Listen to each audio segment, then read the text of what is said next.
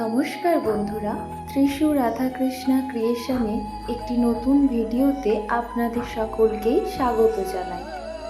বন্ধুরা, আজ এই ভিডিওতে আমি এমন এক 5টি চিহ্নের কথা বলতে চলেছি যে চিহ্নগুলি আপনারা যদি নিজের মধ্যে দেখতে পান তাহলে বুঝতে পারবেন যে ভগবান শ্রীকৃষ্ণ আপনার প্রতি অত্যন্ত খুশি হয়েছেন।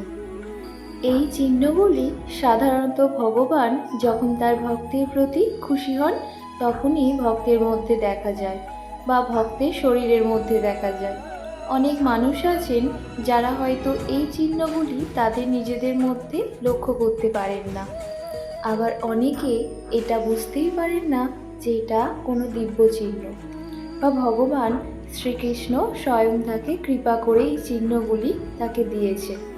তাই এই ভিডিওর মাধ্যমে এমন 5টি চিহ্নের কথা বলবো যে চিহ্নগুলি আপনি আপনার মধ্যে দেখতে পান বা আপনার নিজের শরীরে দেখতে পান বা অন্য কারোর মধ্যে দেখতে পান, তাহলে বুঝবেন আপনার প্রতি বা সেই ব্যক্তির প্রতি ভগবান শ্রীকৃষ্ণ অত্যন্ত প্রসন্ন হয়েছেন এবং খুশি হয়ে তার ওপর অশেষ কৃপা করছেন।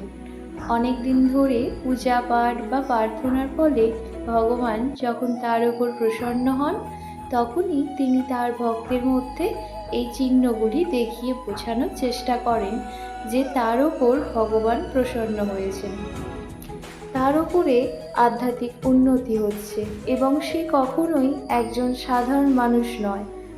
তাহলে চলুন এই সেই 5টি চিহ্ন কি কি, ভিডিওটি আপনারা শেষ পর্যন্ত দেখুন। আর যদি ভিডিওটি ভালো লাগে তাহলে লাইক করতে ভুলবেন না, আর যারা চ্যানেলটি সাবস্ক্রাইব করেননি তারা সাবস্ক্রাইব করে দেবেন, আর কমেন্ট সেকশানে জয় শ্রীকৃষ্ণ লিখতে ভুলবেন না।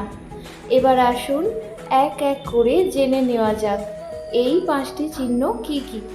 প্রথম যে চিহ্নটি আপনি আপনার শরীরে দেখতে পাবেন সেটা হলো আপনার চোখের আকৃতি পরিবর্তন হয়ে যাবে। আপনি যদি কোনো দিব্য পুরুষের চোখের দিকে তাকিয়ে দেখেন তার চোখের মধ্যে অদ্ভুত এক আকর্ষণ খুঁজে পাবেন। শাস্ত্রের এই ব্যাপারে বলা হয়েছে যে যদি কোনো ব্যক্তি ঈশ্বরের প্রার্থনার নাম জপ ধ্যান ইত্যাদি করেন তাহলে ধীরে ধীরে তার চোখের আকৃতি পরিবর্তন হয়ে যায় এবং তার চোখের মধ্যে এক অদ্ভুত সুন্দর আকর্ষণ সৃষ্টি হয়, যা দেখে প্রত্যেকটা মানুষ তার প্রতি মুগ্ধ হয়ে যায়। এরকম ব্যক্তি চোখের দিকে তাকালে মনের মধ্যে নিজে থেকেই একটা শ্রদ্ধাভাব জেগে ওঠে, তার চোখের মধ্যে এক কোমল ভাব ফুটে ওঠে যা সবসময় অন্য মানুষের মনে শান্তি প্রদান করে। যদি এরকমটা আপনার সাথে হয়ে থাকে তাহলে বুঝবেন ভগবান শ্রীকৃষ্ণ আপনার প্রতি প্রসন্ন হয়েছেন এবং আপনি আধ্যাত্মিক দিকে ধীরে ধীরে এগিয়ে যাচ্ছেন। দ্বিতীয় যে চিহ্নটি নিজের শরীরের মধ্যে দেখতে পাওয়া যায় সেটি হলো মুখমণ্ডল, একটা দিব্য ভাব প্রত্যক্ষ করা। এ ব্যাপারে শাস্ত্রে বলা হয়েছে যখন কোনো ব্যক্তি ভগবানের অত্যন্ত প্রিয় হন, অর্থাৎ ভগবান যখন কোনো ব্যক্তির ওপরে কৃপা করেন তখন সেই ব্যক্তির রূপের মধ্যেও একটা পরিবর্তন লক্ষ্য করা যায়, কারণ আধ্যাত্মিক বলের কারণে তার মধ্যে এই ধরনের পরিবর্তন আসা শুরু করে এবং তার এই মুখের দিব্য ভাবের কারণে প্রত্যেকটা মানুষ তার মুখের দিকে তাকালে আকর্ষণ বোধ করে এবং মনে মনে শান্তি অনুভব করে।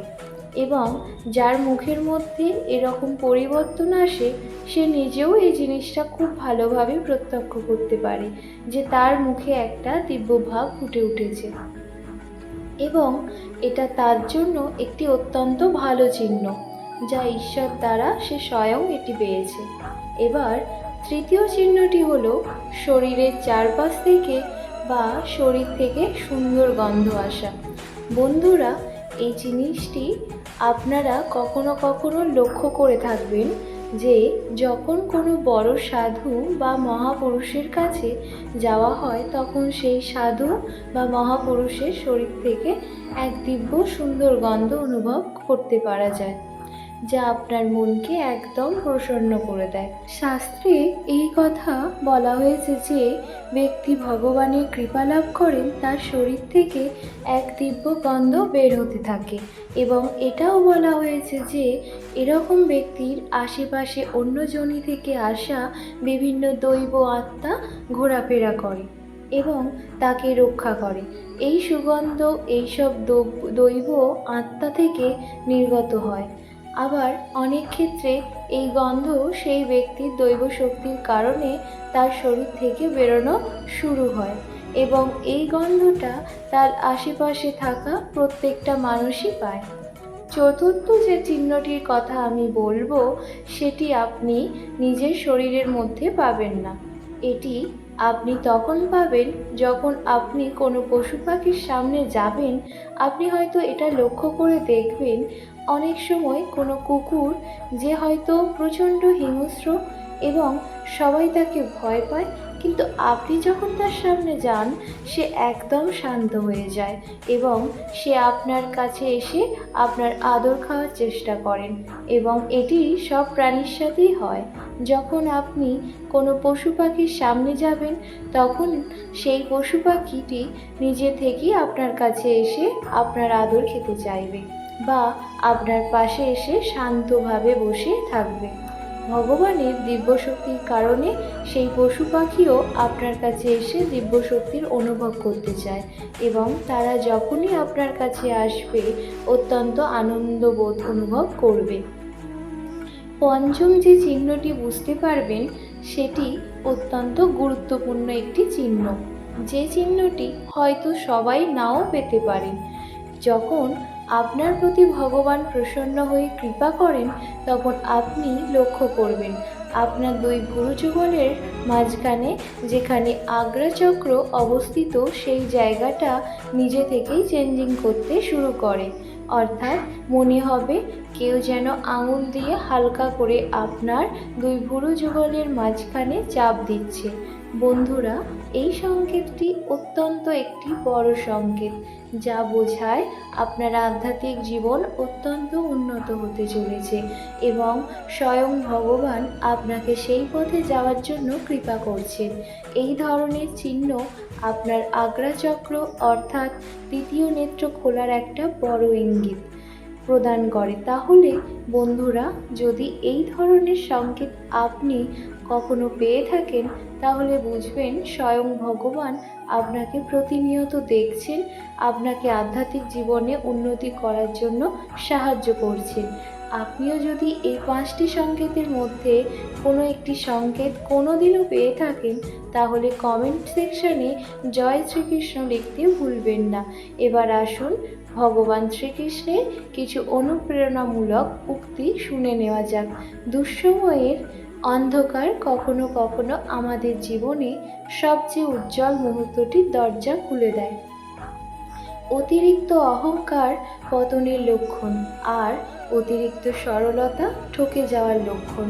সবাই বলে একজন চলে গেলে জীবনটা থেমে থাকে না, কিন্তু সত্যিটা এটাই, জীবনে হাজার কেউ এলেও ওই একজনের শূন্যতাটা থেকেই যায়। যে তোমাকে কষ্ট দেয় তাকে তুমি ভালোবাসতে পারো, কিন্তু যে তোমাকে ভালোবাসে তাকে কখনো কষ্ট দিও না। কারণ পৃথিবীতে তুমি কিছুই না, কিন্তু কারোর কাছে হয়তো তুমি তার পৃথিবী। কষ্ট কখনো কাউকে কষ্ট দেয় না, সুখ মানুষকে কষ্ট দেয়। তাই সুখের পিছনে ঘুরে সময় নষ্ট করা মানে দুঃখকে আমন্ত্রণ জানানো ছাড়া আর কিছু না। সোনা এবং লোহা কোনটি বেশি বহুমূল্য? সবাই বলবে সোনা, ঠিকই, কিন্তু সোনার জিনিসকে আমরা লোহার সিন্ধুকে রাখি। তাহলে কোনটার উপর আমাদের ভরসা বেশি, সোনা নাকি লোহা?